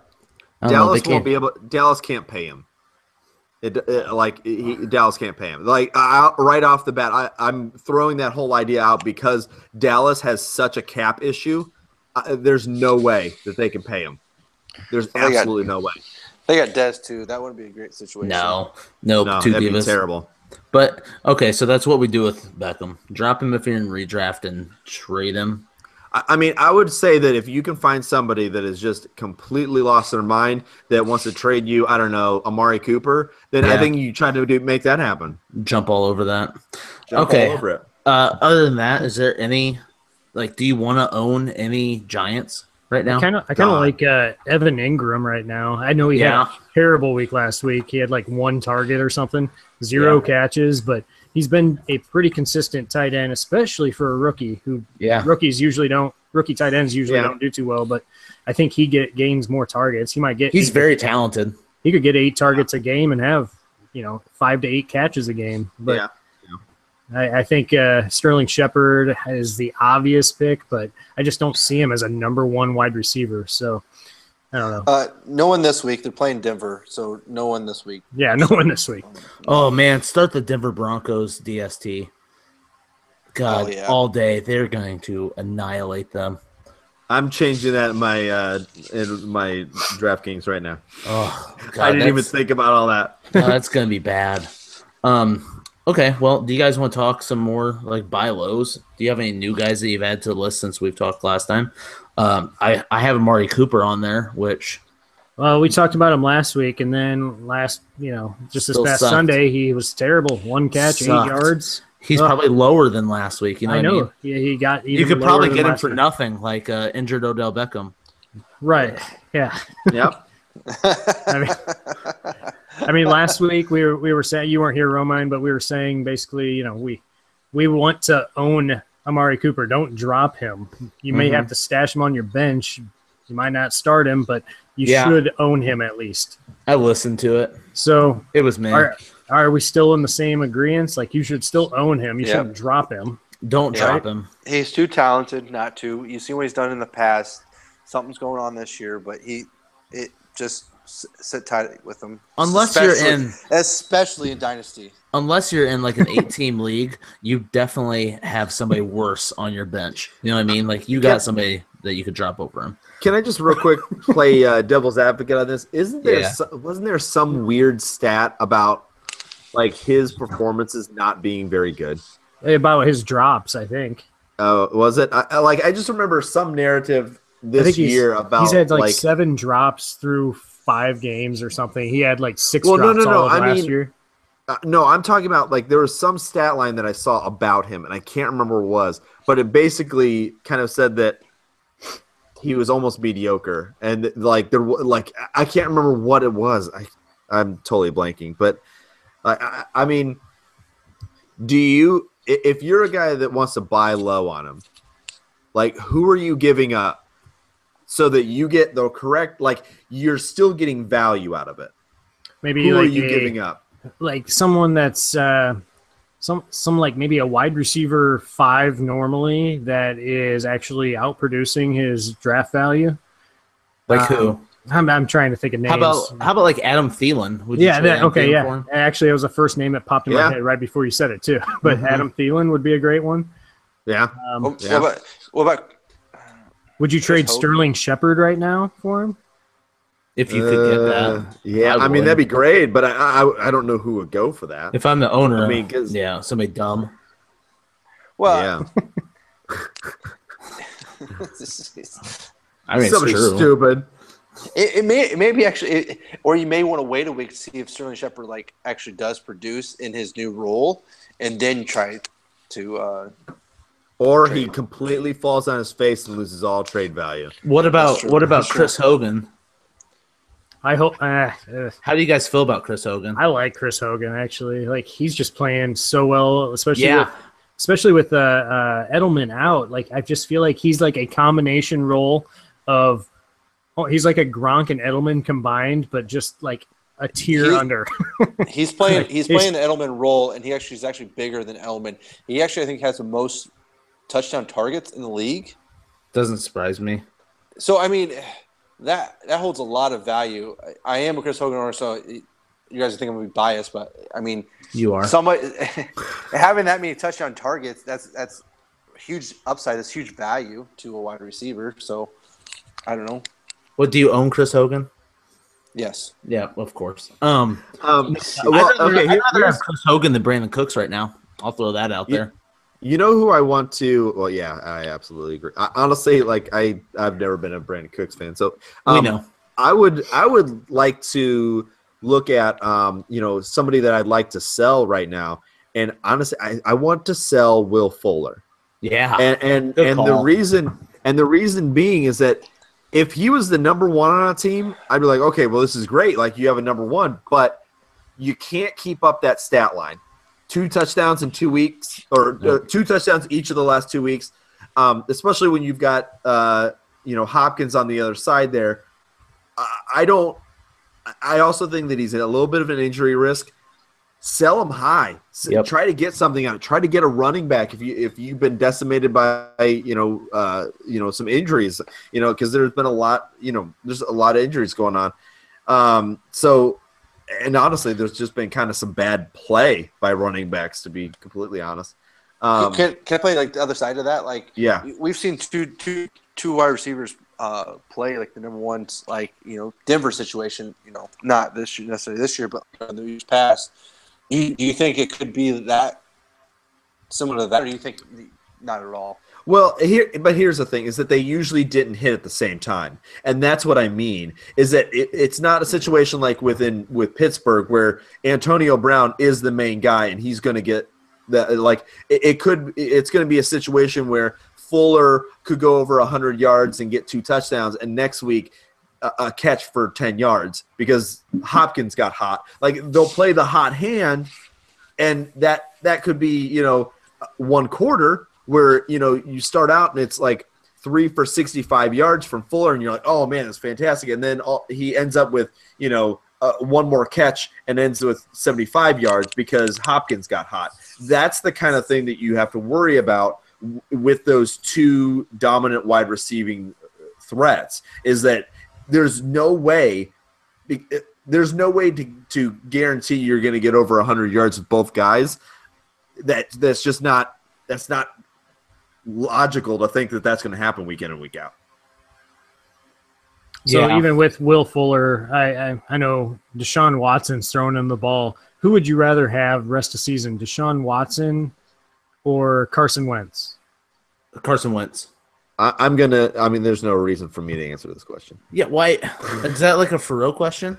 Yeah, I'm just checking because let me Carson Wentz has had a couple bad games also. But Carson Wentz is way better than Deshaun Watson. But Deshaun Watson had, I'm not saying that KC's a bad matchup because that was a tough defense. He had some cake ones leading up to that, and a lot of his production was in garbage time, right? Right. So I just saw somebody trade Deshaun Watson straight up for Travis Kelce in the league. Woo. And I was so mad that it wasn't me trading for Travis Kelce. People Deshaun Watson is good. I think he was the best rookie. And even when we were talking about it, a lot of us thought that Deshaun Watson was the most ready to take over, I think, a starting quarterback role. He has good wide receivers. He's been set up pretty much to succeed, and he's very talented. But I would much rather have Carson Wentz. I think that Philadelphia has a more sustainable passing offense. We saw Carson Wentz do it last year. I know in our league, our dynasty league, with high scoring and whatnot, but I know Deshaun Watson right now is the third highest quarterback point total. Carson Wentz is fourth. Yeah, I do want to point something out though, is that the reason why his stats are inflated a little bit, because he's this game now, he threw 5 touchdowns, but he didn't go over to 300 yards, and he was only 50% on his catches. So I mean, he only had 16 completions out of 31. So he's it's not making like they every were completion count. Exactly. It seems more like he just had some really good, just decent catches. I mean, there was a 42-yarder, a 48-yarder, a 34-yarder. That just kind of goes on. So I don't know. I think when you look at this, Deshaun Watson is basically, everybody wants him to be the Dak Prescott of this year, or that surprise flash. You should never overpay for a quarterback. I don't care what the guy is. I don't care if it's Aaron Rodgers. I don't care if it's Tom Brady. I don't care whoever. You don't overpay for a quarterback. It's just ridiculous. No, never overpay for a quarterback. But going back to the Will Fuller thing, Alex, I really like the idea of trading Will Fuller right now. And I'm not even saying that I don't think he'll be bad, or I think that he'll probably be pretty good, even when he was a rookie. But you're always worried about him getting injured. Sell him while the getting's good. So, Brent, do you have any buy lows or sell highs? Nope. Come back to me. Okay. How about LaShawn McCoy? You guys buying low on him? He's been pretty mediocre this year. We kind of already talked about him being in Buffalo. Would you want to own him? I kind of feel like maybe it's over. And I don't like saying that because I love LaShawn McCoy. If I have hit with running back injury, I would try to buy low on him.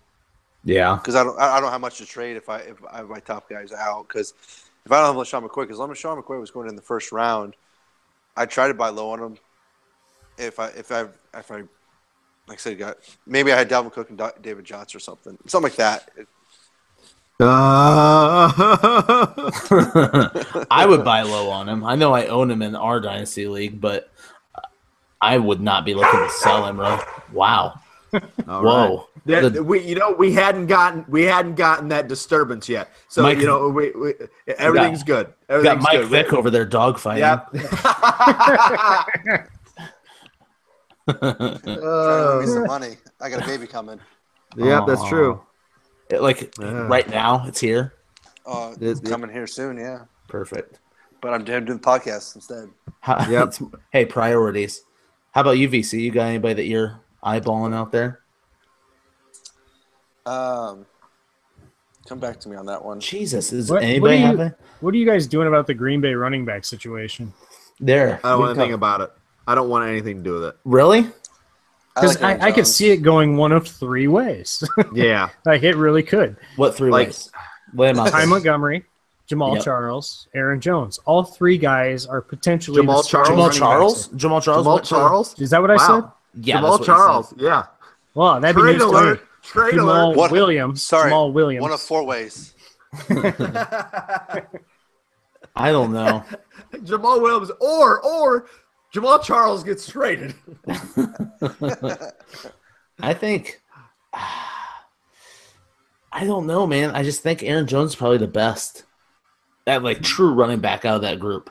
I kind of feel the same way. Like, I just feel like he could be Is that it- best we- running back. And that we does also this talked not about that scream- preseason. But does We this did. not scream? Does this not scream Raiders last year? Oh yeah, absolutely. And I didn't want anything to do with that. This is I don't think so. the same I don't damn think so thing. either. It's Three not. I guys- think Aaron Jones is much more talented than Jalen Ramsey. Oh, Jalen Ramsey? Sorry, Jalen Ramsey. Jesus Christ. You guys are terrible. Everybody's falling apart. It's not a good night. It's too Jalen early. We did it on Ramsey. Tuesday. This is what happens. Jamal but- Charles, I get. Jalen Ramsey. Yeah. Jesus.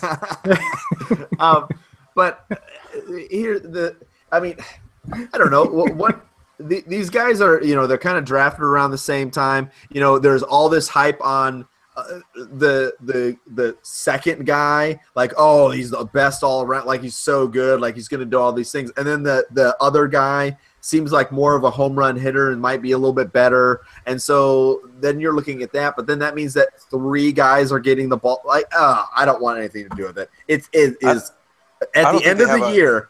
At the end of the year, it's going to look. The stat lines are going to look just like the Raiders. I don't know, man. think I so. think Aaron Jones could emerge from that backfield. And here's what I think is going to happen. And I take that bet. Yeah, I think Aaron Jones will probably end up being the starting running back. Jamal Williams is going to be the backup, and Ty Montgomery will be the third down back. You've seen it from Ty Montgomery that he is just a pass catcher. He catches like 8 balls a game for the Packers as a running back. So far Because he's this a wide season. receiver, so Exactly. They go to him because they trust his hands. Now, he gets hurt when he runs the ball. I mean, Yeah. we've seen it. So, Aaron Jones, he seems to be the best running back. I know it's only been 1 week, but it seems like the team Yeah, likes but- Aaron Jones. but running it the ball. hasn't because he was good in college. Like he's a good running back. He's a good fit for that offense, and he is a much better like suited to be a running back than either of those other two. Yep. Yeah, we called this the preseason that he could be a good sleeper. Mm-hmm. And I think that he's the one that I would want to own out of all them moving forward. I mean, well, okay. Obviously, that's the one that you want to have because he ran for 125 yards. Is it obvious though? Like I think people are yeah, still going to be high on because- Ty okay. Montgomery. Okay, well, all right, but Ty Montgomery, I don't know, but I think that you've seen like both sides of Ty Montgomery, so you're already kind of like what to expect from him. But Jamal Charles was it? Jamal. Oh man, I can't even. Williams. I can't even do it. Williams. Boring regular last name. He only had 1 touch. So obviously they're done with him. I mean, there's not a whole lot you can say about it. Jamal So Williams has been injured too. Well, I don't know. I just think that there's always that mentality, the hot hand, and right now the hot hand is Jones. So yeah, he's the one that you obviously want to have. I don't see any other way of looking at it. I mean, I think that you might have owners out there that think that Ty Montgomery is the better option and would still trade for him.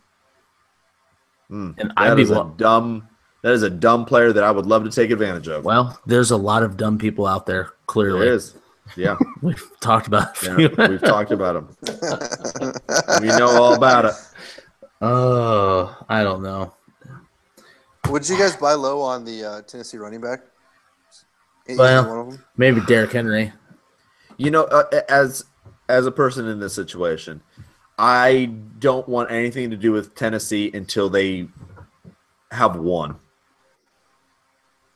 Either sit either sit Murray, trade Murray.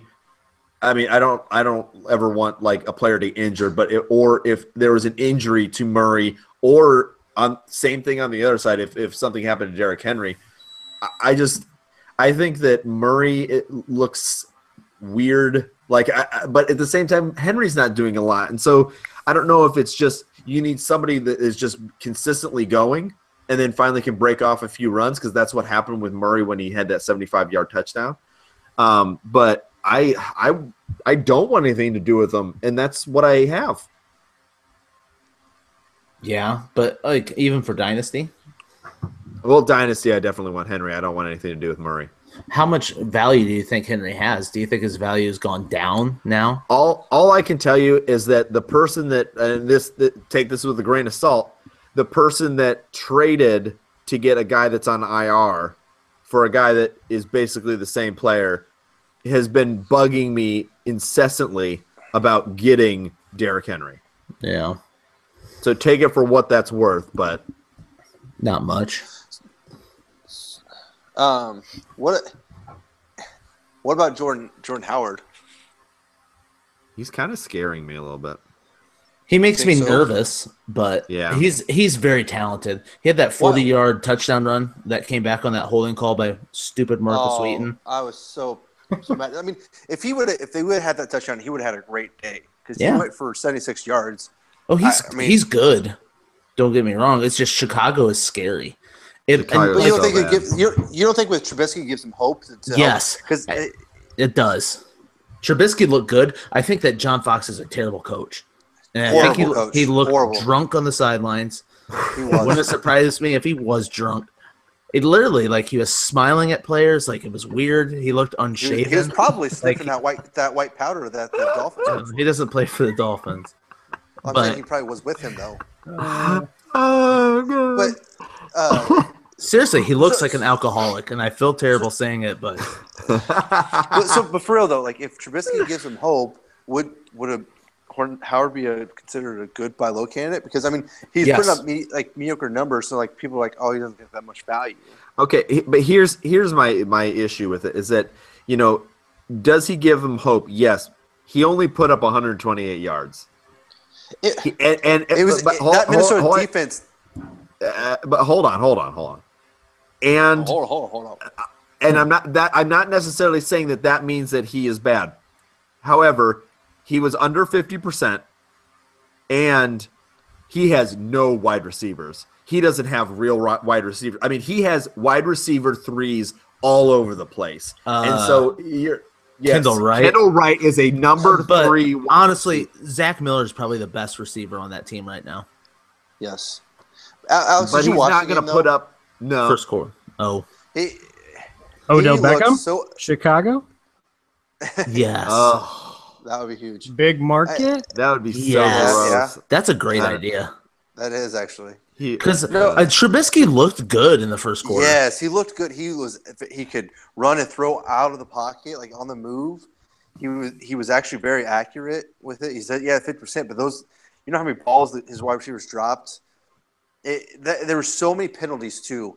Like he had some good throws that got called back because of fucking penalties. Okay, but that doesn't. Wow. Okay, but what do you mean? But it gives him hope. Like after his first game, he went against the Minnesota defense. I understand. You know how good that defense is. That secondary is. Okay, I understand what you're saying. You understand that, but you're not. Listen.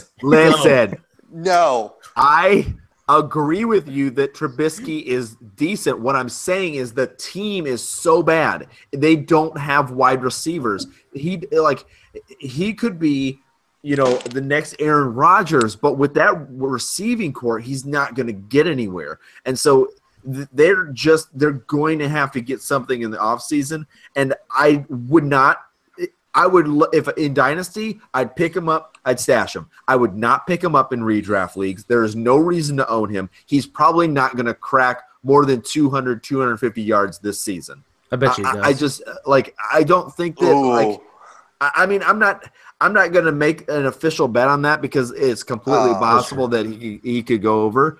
But I don't think – no, the NFL, it's too hard to predict. Like one catch and one blown tackle, all of a sudden you have 99 yards. You know, I mean, so that's way too hard to throw a stamp on it that there's no way he can break 250 to 300 yards.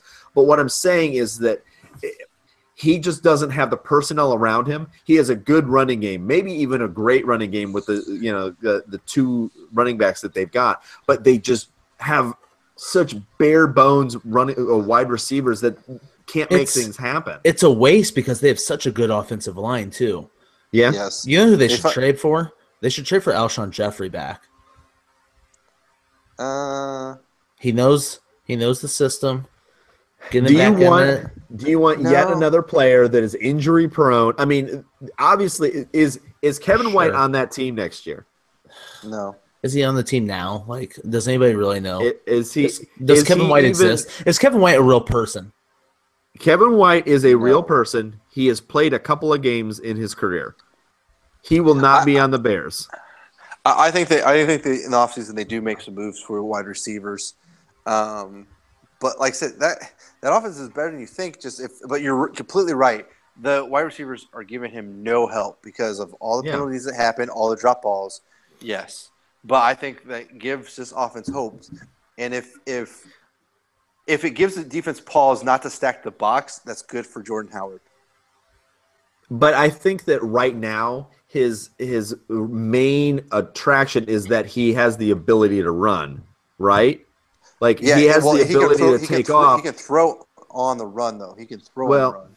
Yeah, I guess that I think that right now his abilities rely more on still being able to stack the box because no one is scared of Kendall Wright. No one is scared of Bellamy. Nobody is scared of what else? Bellamy, is he hurt? Benny Cunningham? What? Nobody's scared of Marcus Wheaton for sure. Now, get this: Minnesota had not had a rusher go over 70 yards on them. Last night, if they only got a holding call, they would have had the first rusher go over 100 yards on them if they would have got the holding call. Yeah. I'm just saying, like he opened that defense up because I thought they were for sure it was going to be a bad matchup. It was Minnesota's secondary, which is great. And they were just going to shut that down and stack the box. But I don't know, Trubisky, opened it up to where they weren't stacking the box. Can I really quickly, cause, like I said, I didn't watch the game. Why did they I understand that he wasn't doing well, but why did they bench Stafford or Bradford? It was because he's still injured? He actually aggravated his knee injury in the first half. So. Okay. All right. That was right from Mike Zimmer. So keep Case Keenum in there. Injured Bradford, and Keenum did fine. Keenum, he's accurate, 17 of 21, but for 140 yards. That you don't like to see that. You don't like to see it, but it's kind of what Bradford it's not like was the Bears. Anyways. Well, but it's not like the Bears are like they're a young up and coming defense, but they're not like a stout defense. So I don't know. That worries me a little bit for your Diggs, your Thielen. I don't know. It just worries me for the Vikings. Like they just feel like this team that is just one quarterback away. And I knew it wasn't Bridgewater. Still is not going to be Bridgewater. Not Bradford, not Keenum. They're going to have to go to the drawing board because I don't think that they have on their roster, active or inactive, the guy that is going to really make that team a contender and really make Thielen and they still have Treadwell. And are they going to give up on Treadwell already? He's barely done anything. So, that team just needs an actual spark and not just beat on teams that are kind of meh. Yeah, I don't know. That's when Dalvin Cook got injured. It made me shy off of the Vikings a little bit because I thought that he added a nice dimension to their team that they didn't have last year when they didn't have Peterson. So I don't know, but unless you guys have anything else to add to this, I think we need to wrap this bad boy up. You got any last minute players? Or are you good?